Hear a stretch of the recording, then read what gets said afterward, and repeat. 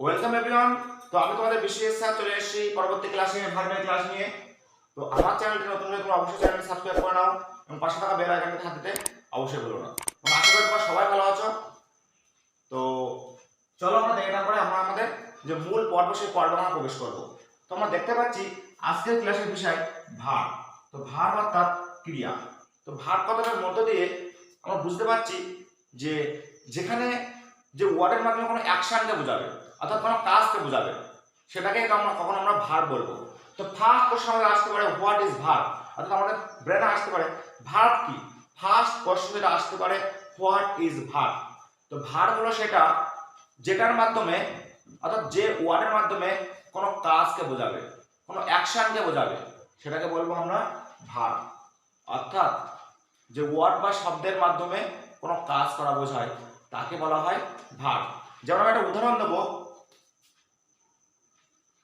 Ram plays football, I eat mango, he reads book. তোমরা দেখতে পাচ্ছি রাম কি করে, খেলা করে, প্লেস কি খেলে, ফুটবল, আমি আম খাই, ইট, হি রিডস বুক, সে বই পড়ে। এই যে ওয়ার্ডগুলো আমি দেখালাম বক্সের মধ্যে করে রেখেছি, এগুলো প্রত্যেকটাই কোনো না কোনো কাজ করা যাচ্ছে। তো এইগুলো হচ্ছে ভার্ব, এইগুলোকে বলা হয় ভার্ব। তো ভার্ব কি আশা করি বোঝা গেছে। এই ভার্ব মূলত দুই প্রকার, একটাকে বলবো প্রিন্সিপাল বা মেইন ভার্ব বা লেক্সিক্যাল ভার্ব। দু নম্বর যেটা আছে সেটাকে বলবো আমরা অক্সিলিয়ারি ভার্ব বা হেল্পিং ভার্ব। তো ফার্স্ট আমাদের যেটা চর্চার বিষয় সেটা হচ্ছে প্রিন্সিপাল মেইন ভার্ব বা lexical verb. Principal main verb বা লেক্সিক্যাল ভার্ব। তো চলো দেখে নেওয়া যাক প্রিন্সিপাল ভার্ব বা মেইন ভার্ব বা লেক্সিক্যাল ভার্ব কি সেটা আমাদের জেনে নিতে হবে। তো আমার সাথে থাকো, অবশ্যই তোমরা জানতে পারবে প্রিন্সিপাল ভার্ব কি। তো আমাদের যেটা বিষয় প্রিন্সিপাল ভার্ব। তো এই প্রিন্সিপাল ভার্ব মানে কি, অর্থাৎ প্রধান ক্রিয়া বা মুখ্য ক্রিয়া। তো মুখ্য ক্রিয়া কি, তো অ্যাকচুয়ালি আমি যেটা বাংলা ভাষায় বলবো এই সংজ্ঞা তুমি কোথাও পাবে না। যে ওয়ার্ডের মাধ্যমে বা যে ভার্ব অনলি কোনো কোনো শারীরিক যে অঙ্গ প্রত্যঙ্গ, সেটা যে কোনো প্রাণীর ক্ষেত্রে হতে পারে, মানুষ, গরু, কুকুর, যে কোনো প্রাণীর ক্ষেত্রে যদি কোনো শারীরিক কোনো অঙ্গ প্রত্যঙ্গ দিয়ে কোনো কাজ করা বোঝায় সেটাই কিন্তু মেইন ভার্ব। তাহলে যদি কোনো অঙ্গ প্রত্যঙ্গের মাধ্যমে কোনো কাজ করা বোঝায় সেটাকেই বলবো মেইন ভার্ব। যেমন আমি বলি প্লে, ইট, রান, রাইট। আমরা দেখতে পাচ্ছি প্রত্যেকটা ভার্ব পেলে খেলা করতে গেলে আমাদের শরীরের অনেক অংশ লাগে, তোমরা বুঝতে পারছো, হাত পা, খেতে গেলে মুখ লাগে, দাঁত লাগে, দৌড়াতে গেলে পা লাগে, আর লিখতে গেলে হাত লাগে। তো আমরা দেখতে পাচ্ছি যে এই ধরনের যে ওয়ার্ডগুলো, এই কাজগুলো করতে গেলে শারীরিক কোনো অঙ্গ প্রত্যঙ্গের ব্যবহার অবশ্যই হচ্ছে, ইউজ কিন্তু অবশ্যই হচ্ছে। তো সেগুলোকে আমরা বলবো মেইন ভার্ব, সেগুলোকে আমরা বলবো মেইন ভার্ব। তো আশা করি মেইন ভার্বকে তোমরা বুঝতে পেরেছো। এবার আমরা যেটা জানার বিষয় যে এই মেইন ভার্বকে সাধারণত দুটো ভাগে ভাগ করা হয়, একটাকে বলবো ট্রানজিটিভ ভার্ব। আমরা কিন্তু এটা ভাগ করছি, দু নম্বর যেটা আছে সেটাকে বলা হয় ইনট্রানজিটিভ ভার্ব। এই ট্রানজিটিভ মানে এটাকে বলবো সকর্মক্রিয়া, আর এটাকে বলবো অকর্মক্রিয়া। তো আশা করি বুঝতে পারছো ট্রানজিটিভ এবং ইনট্রানজিটিভ এটা হচ্ছে প্রিন্সিপাল ভার্বের বা মেইন ভার্ব বা লেক্সিক্যাল ভার্বের যে ভাগ, সেটাকে আমরা বলছি দুটো ভাগে ভাগ করা হয়, একটাকে বলবো ট্রানজিটিভ ভার্ব, একটাকে বলবো ইনট্রানজিটিভ ভার্ব। তো আমায় জানতে হবে এই ট্রানজিটিভ ভার্ব কি, অবশ্যই জানতে হবে যে ট্রানজিটিভ ভার্ব কি। তো চলো জেনে নেওয়া যাক। তো ট্রানজিটিভ ভার্ব সংজ্ঞাটাকে জানতে হবে যে ক্রিয়ার কর্ম থাকে, a verb which has a direct object to complete the sentence. A verb which has a direct object to complete a sentence, অর্থাৎ যে ক্রিয়ার একটা কর্ম থাকে সেন্টেন্সটাকে কমপ্লিট করার জন্য তাকে আমরা বলবো ট্রানজিটিভ ভার্ব, মানে সকর্ম ক্রিয়া, অর্থাৎ কর্ম অবশ্যই বর্তমান থাকবে। তো কর্ম আমরা কি করে বের করব? ক্রিয়াকে আমরা কি বা কাকে দিয়ে যদি প্রশ্ন করি, ক্রিয়াকে কি বা কাকে দিয়ে যদি প্রশ্ন করি, যদি কোনো উত্তর বেরোয় সেটা হচ্ছে কর্ম। তোমরা একটা উদাহরণ দেখো ট্রানজিটিভ ভার্বের, Ram eats rice. Ram eats rice. তোমরা কি দেখতে পাচ্ছি? ক্রিয়ার কাছে আমরা কি দিয়ে প্রশ্ন করবো বা কাকে দিয়ে?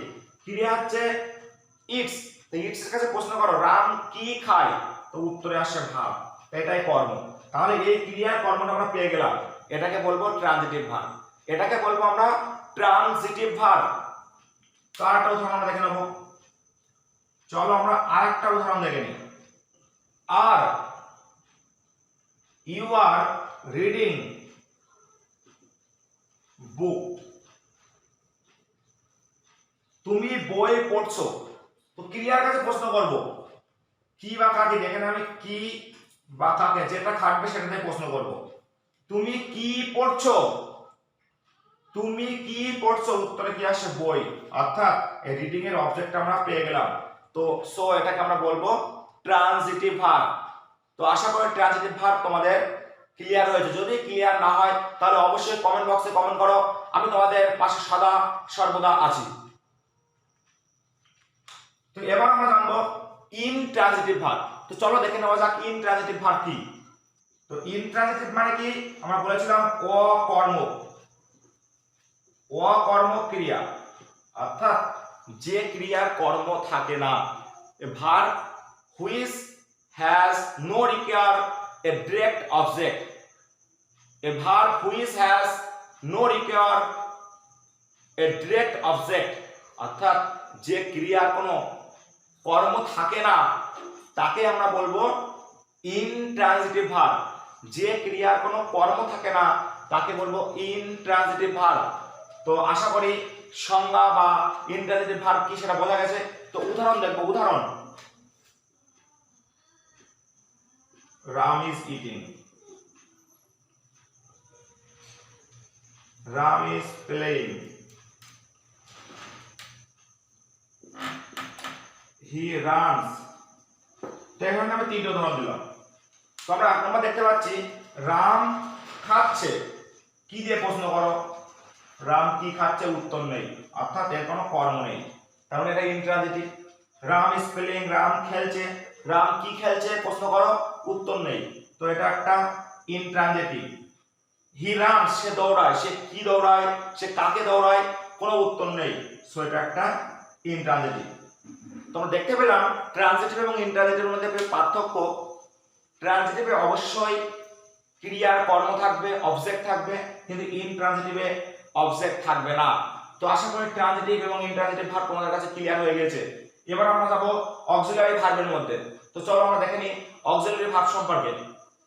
তো এবার আমরা জানবো মূলত এই অক্সিলারি ভার্ব সম্পর্কে, মূলত অক্সিলারি ভার্ব সম্পর্কে। এই অক্সিলারিকে দুটি ভাগে ভাগ করা হয়। এক নম্বর বলবো প্রাইমারি,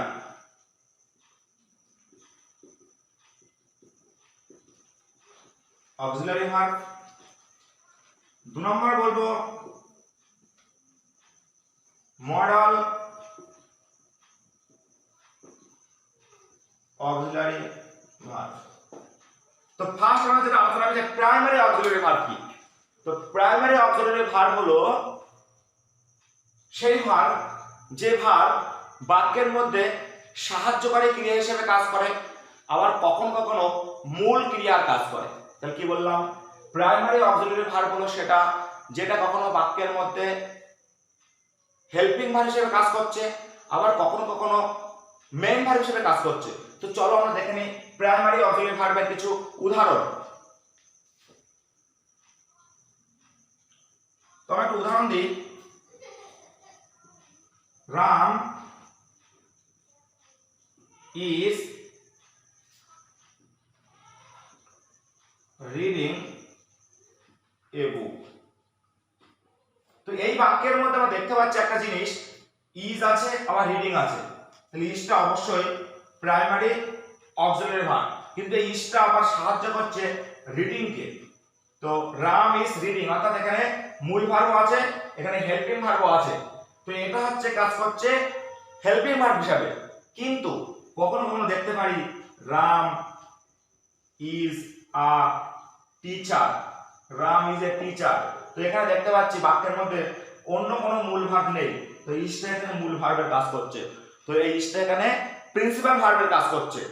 ক্লিয়ার? প্রধান ক্রিয়া হিসেবে কাজ করছে।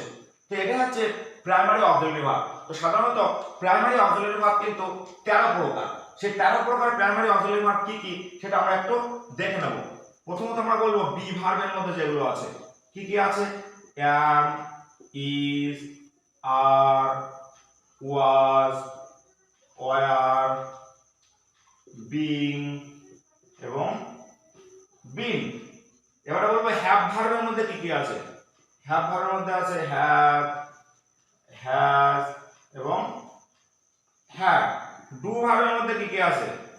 ডু, ডাজ এবং অবশ্যই ডিড। এই যে 13 প্রকার কিন্তু primary auxiliary verb.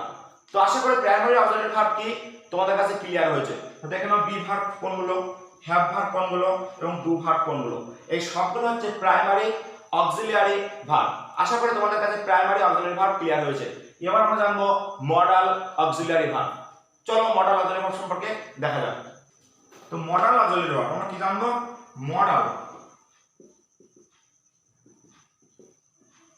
Modal auxiliary সম্পর্কে জানবো, অর্থাৎ যে ভার্বের মাধ্যমে কোনো সম্ভাবনা, কোনো নিশ্চয়তা, কোনো সক্ষমতা, অক্ষমতা এগুলোকে বোঝানো হবে, সেগুলো হচ্ছে মডাল অক্সিলারি ভার্ব। তো মডাল অক্সিলারি ভার্ব কোনগুলো অবশ্যই তোমাদেরকে জানতে হবে। Can, could, shall, should, may, might, must, need, ought, can, could, shall, should, may, might, must, need, ought এগুলো সবই কিন্তু মডাল অক্সিলারি ভার্ব। তো মডাল অক্সিলারি ভার্ব কি কি দেখতে পাবেন? Can, could, shall, should, may, might, must, আরো আছে যেটা উইল, উড। তো এগুলো সবই কিন্তু মডাল অক্সিলারি ভার্বের মধ্যে। তো এখানে যে তোমাদের প্রশ্ন আসতে পারে দাদা তুমি তো বললে সম্ভাবনা বা নিশ্চয়তা, পারমিশন চাওয়া, তো সেগুলো কি করে বুঝবো? মে আই কাম ইন, আমি কি ভিতরে আসতে পারি? অর্থাৎ আমি কিন্তু পারমিশন চাচ্ছি, তার কাছে পারমিশন চাইছে যে আমি কি ভিতরে আসতে পারি। I can play football, I can play football, আমি ফুটবল খেলতে পারি, অর্থাৎ এটা আমার সক্ষমতা, আমি খেলতে পারি। I can not play football, আমি ফুটবল খেলতে পারি না। তো এখানে কি ব্যবহার করলাম? এটা অক্ষমতা ক্ষেত্রে ব্যবহার করলাম। তো এই ছিল আমাদের ভার্বের ক্লাস। তো এর পরবর্তীতে ভার্বের আরেকটা ক্লাস আছে ফিনাইট ভার্ব এবং নন ফিনাইট ভার্ব। সেটা দেখতে হলে অবশ্যই আমার চ্যানেলকে ফলো করো, আমার চ্যানেলকে সাবস্ক্রাইব করো, আমার সাথে থাকো। অবশ্যই তোমরা আশা করি তোমরা অনেক কিছু শিখতে পারবে। আগামী দিনে যে পরীক্ষা, সেই পরীক্ষা যদি তোমরা ভালোভাবে উত্তীর্ণ হতে চাও, ইংলিশে ভালোভাবে পাস করতে চাও এবং তোমাদের যে কম্পিটিটিভ এক্সাম আছে সেই কম্পিটিটিভ এক্সামে যদি বেশ শক্ত করতে হয় তাহলে অবশ্যই আমার চ্যানেলকে ফলো করতে হবে। Thank you for watching this video.